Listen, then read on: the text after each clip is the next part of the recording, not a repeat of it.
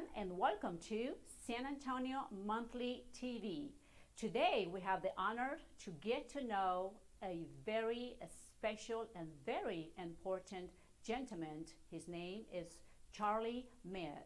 He is here because he is promoting one of his films that he has just recently released. How are you today? I'm good. Thank you for having me. Oh, you are very welcome. We are so honored to have you right here in San Antonio, Texas. And I believe that you are promoting your latest film. Can you tell me a little bit about your latest film? Sure. The title is 915 Hunting Hispanics. It examines the 2019 El Paso Walmart mass shooting, the seventh largest mass shooting in American history. A racist outsider from Dallas, not from El Paso, but from Dallas, drove 10 hours to El Paso because of his utter detest towards Mexican people. He tried to kill as many Mexican people as possible. This should anger anyone. He shot 46 people and he killed 23. Wow. How do you put a movie based on that? That has got to be an incredible, incredible experience, time, and I want you to express to everyone, out of all the films that you have made, how was this movie special? Well, El Paso is my hometown, so it's very personal, and the process was very challenging and gut-wrenching. This only happened a year ago, so it's real, it's raw, it's sensitive, beyond emotional. When I heard about the incident, I said to myself, I may have lost a friend in there, or a friend might have been shot inside the Walmart. So this is a complete examination of what happened that day. A lot of things you did not hear on the news. You will see in this documentary that's currently playing in San Antonio at Santico's Casa, Palladium, and Mayan. The website is 915film.com. Racism stinks. Racism is all over the place. A lot of people wake up bitter, negative, and nasty. It's a shame. You live once. Why live that way? It's time for change. It is time for change. How can you help people see what you're trying to deliver, Charlie? Well, I mean, documentaries are meant to inform, educate, and raise awareness for change. So at the end of the day, people just have to watch the film. I mean, they could ask me every question under the sun, but they have to watch the film, and then you could say whatever you want. A lot of people judge a movie without seeing it, which is very ignorant. So I always tell people, just watch the film and you can say whatever you want. You can say all you want and I'll listen and answer any question you have. Well, I always believe that the film industry is very powerful because you are very right. You got to watch the film in order to understand it, and then people could judge. But you are very right. A lot of people like to make a lot of judgments without watching, without hearing, without knowing, because they just make that decision and they put a bad reputation to something that is so important and that really does have a very powerful message. So I know that you've been making many, many films, and I believe that you have made like 32 films in your past decades, Charlie? Yeah, I mean, my first one was made in 2010. Here we are 10 years later, and if someone told me 10 years ago you'd be up to 32 films by 2020, I'd probably tell that person I have a better chance of becoming pregnant than that happening. So it's just hard work, it's passion, and at the end it's just doing it. I mean, I've always said there are two types of filmmakers, one who talks about making films and one who actually makes films. So are you the former or are you the latter? I like that. I like the way you put it. I am the same way. There's two kinds of dreamers. The dreamers that dream and stay on dreaming, and the dreamers that go out there and make a dream a reality. And obviously, you are the filmmaker. You are the one that is aggressive, that is out there doing the work, the mission, what it takes. So I want you to tell me a little bit about, for an example, how does an idea come to you whenever you see something that you want to go ahead and produce? How does the idea come to you? The idea can come from anywhere. I mean, it could just be from just a simple, innocent conversation you have with a friend or even a stranger, or something you read, something you saw on television, something you saw on the internet. I mean, today with social media, the information is flying around like crazy. And then I have to decide, okay, is this something that I want to invest the next half year on? financially. You pour yourself into the research. And of course, you have to get lucky. I mean, you have to find people. They have to trust you to sit down with them to do an interview. You have to get footage. Sometimes you have to license footage. So it's a real challenging process. But after making 32 films, basically going on instinct at this point. I mean, my experience, I lean on my experience. A little voice goes on inside my head saying, okay, is everything going in the right direction here? Does it feel right, organic, honest, smooth? And it's quite a process when a film is starting to come together. It's a very satisfying feeling that, okay, this thing is starting to come together, and you'd like to think that you have your fingertips on the pulse of the marketplace, and so far so good.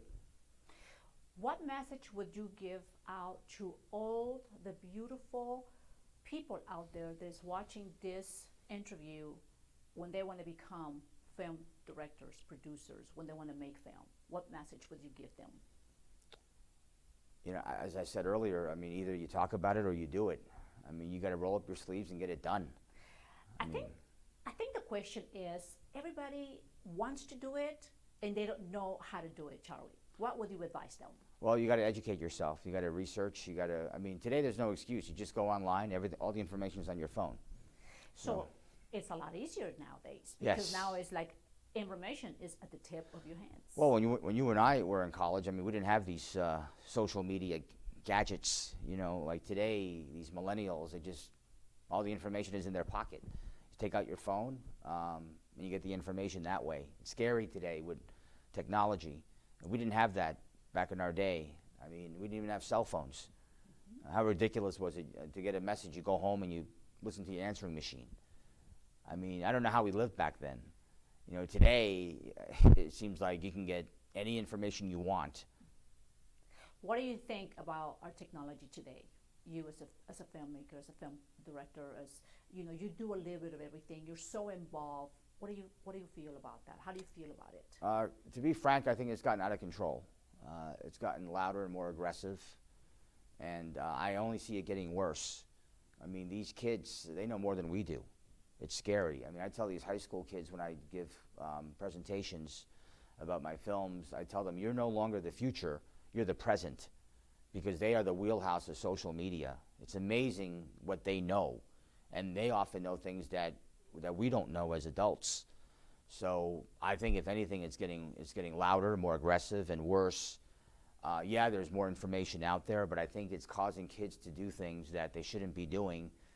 I mean, let's face it, if you're in that maybe age 15 to 28, you're probably on your phone the majority of the day. God only knows what these people are looking at.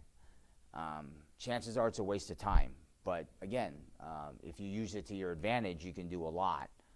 But I would say we're trending in the wrong direction with social media. There's so many internet trolls out there, waking up bitter and negative, and they make comments and they influence people.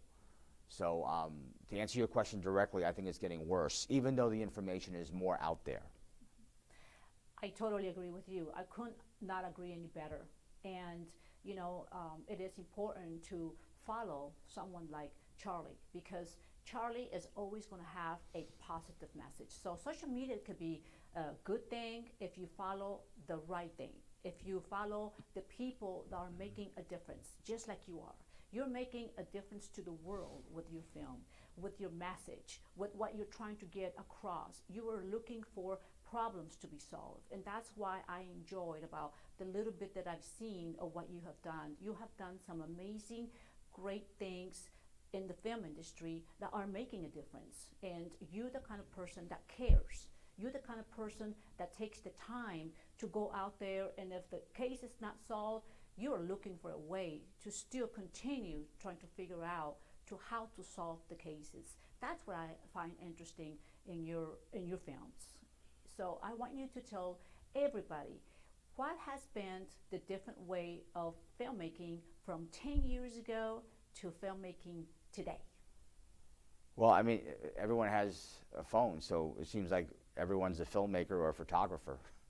I mean, this latest film that's playing now, 915 Hunting Hispanics, a lot of the footage was from Good Samaritans that were on scene that day in the parking lot, who went inside the Walmart, who was filming everything just about. So I'm lucky that El Pasoans, for the most part, are very welcoming, and they were able to give me that footage to help make this documentary. Because I was in New York that morning when the shooting occurred in El Paso, August 3rd, 2019, and my phone blew up. I was at the gym in Manhattan, and I'm like, what's this? I wasn't surprised that it happened because we see mass shootings constantly. I was surprised where it happened. El Paso is regarded as one of the safest cities in the country, and El Paso will continue to be safe. It's a very welcoming community, and right away my first instinct was this had to have been an outsider. Okay, so another question that I have for you, Charlie, how did we end up from New York City to El Paso? I am curious to know that. Well, my first film I sold to Lionsgate 10 years ago dealt with the largest unsolved mass shooting in the nation today, the Las Cruces Bowling Alley Massacre. A bunch of children were executed inside a bowling alley. The website is bowlingmassacre.com. And then in 2010, the lid came off in Ciudad Juarez, the violence in Juarez. It became the murder capital of the world. So I almost felt as if God put me in the borderland region, that being El Paso, Las Cruces, Juarez. It's known as the borderland. So that became my home. I would have never thought that El Paso, Juarez, Las Cruces would become such a significant part of my life. It just goes to show you in life, you just never know about anything. Well, you just never know about where you are today and where you will be tomorrow, correct? Exactly. I mean, 2 days ago, I didn't know who you were. I mean, I'm at the theater and someone approaches me, and you never know about anything today. You just have to be alert. You have to be alert. Well, that's the beauty about, doing what you're doing, that you're going out there, you're promoting, you're meeting, you're being aggressive because you have a message that you want to deliver. Plus, you want to continue writing film. You want to continue filming film. So what's going to be your next film? Sutherland Springs church shooting that happened right outside of San Antonio. The 3-year anniversary is on November 5th, 2020. So we can't forget that's the largest mass shooting in Texas history. Think about that. I believe the 3rd largest mass shooting that involves children, number of children being shot. So this is a problem, and I think that tragedy has not gotten the attention it deserves because it happened in a small town. How many people have heard of Sutherland Springs? And there's just so many mass shootings today that we almost become desensitized by, another mass shooting, another one. It's kind of like saying so-and-so died of COVID. Well, we've had over 200,000 COVID deaths that now we've become numb to it. You are absolutely correct. So, it is important, to get the message out there. And my question to you would be, how do you feel a solution could be to these massive problems that we're having, Charlie? Which one in particular? Just in general, everything that's going on, from the shootings to the social media to the attacking of just everything that's going on and that's taking place right now. That's a loaded question. I mean, I think it all starts at home. I mean, we need parents who have to educate their children. Everything starts at home. I mean, the kids, I don't think they're born into this world wanting to kill people. Something obviously influenced them the wrong way. So it all starts with your first relationship, and that's with your parents. What does Charlie have ready for the year 21? Well, as I mentioned, the Sutherland Springs project, I think, and that website is miracleonfourth.com, 4 being the number. Human trafficking is probably in my future in terms of a documentary. And I'm just looking. I mean, an idea can come from anywhere. Vanessa Guillen would be, I think, a very timely documentary. The soldier that was found dead at Fort Hood. Her death was beyond troubling and disturbing. I mean, she was chopped up into pieces. And there's just so many stories out there. My goodness, which one do you pursue? And if anybody wants to send me any ideas, they can. info@bowlingmassacre.com. Wonderful. Well, for everybody out there that has any ideas, any suggestions, your suggestions are important, your comments are important, what you think is important, especially for someone like Charlie that is ready to take hands-on and go out there put it together. It's a process, it's time, it's a process, but at the end of the day, it can be done, correct? Well, I mean, you just have to dive into it. In my case, documentaries are meant to inform, educate, raise awareness. So I have to pick my topics very carefully and very intelligently. Now, tell me a little bit about your film making.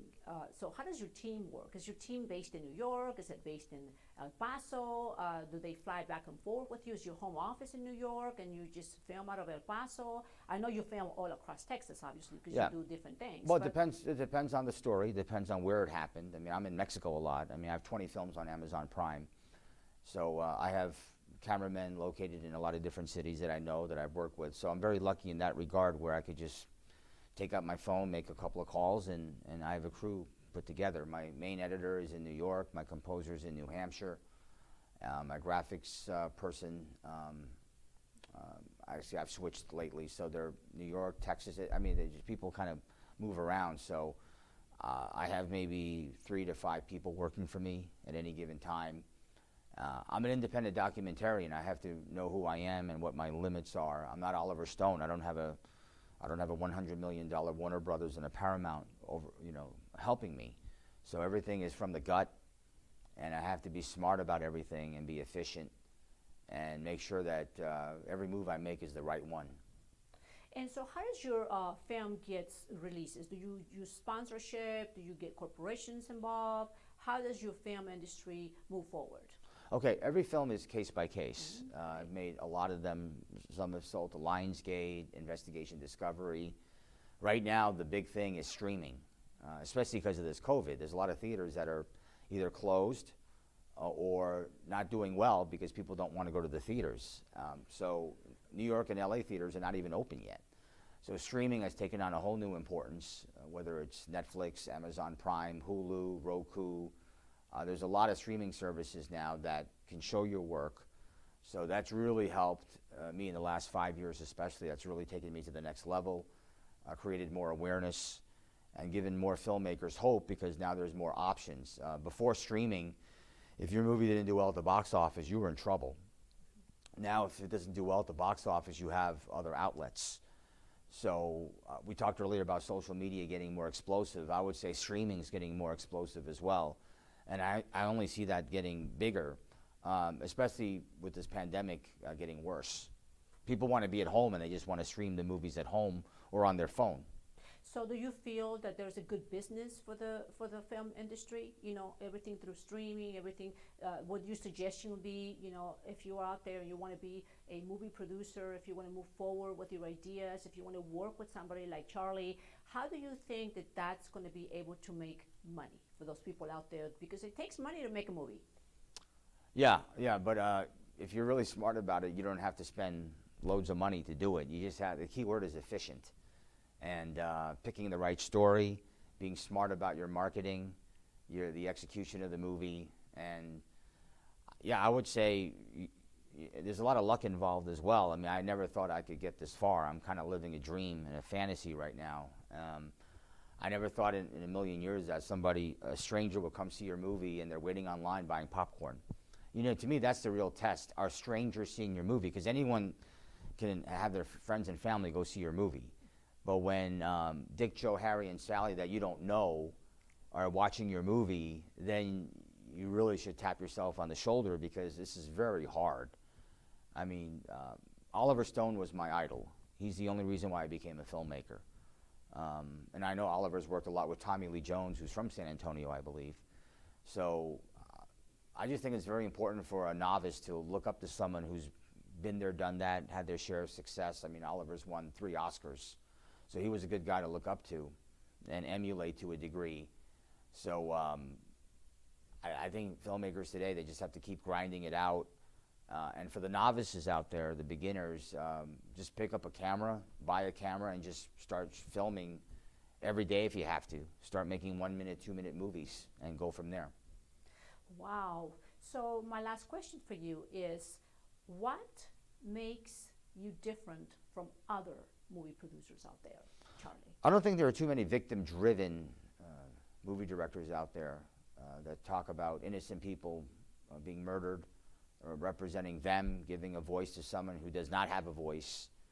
So I think it's a unique formula that I was able to come up with, not mentioning the killer's name in my films because I think that creates copycats. So I think all of us have to find our niche, what our passion is. So I would say that my topics are unique. I've been to Chapo Guzman's house. I've done a lot. Oh no, believe me, I know that you have done a lot. 32 films out there, and you're still continuing, to continue making film and writing and putting documentaries together. That's big. That's big. So, is there anything else that you would like to tell our entire people that are watching this interview, Charlie? Well, I'd love to see Hispanics speak out more about the discrimination that they have faced for so long. 3 out of the top 10 mass shootings in American history deal with Hispanics being targeted. I don't think enough has been said about that. So I really hope that Hispanics will come together, become united, and talk about these serious racial issues that are being thrown towards them.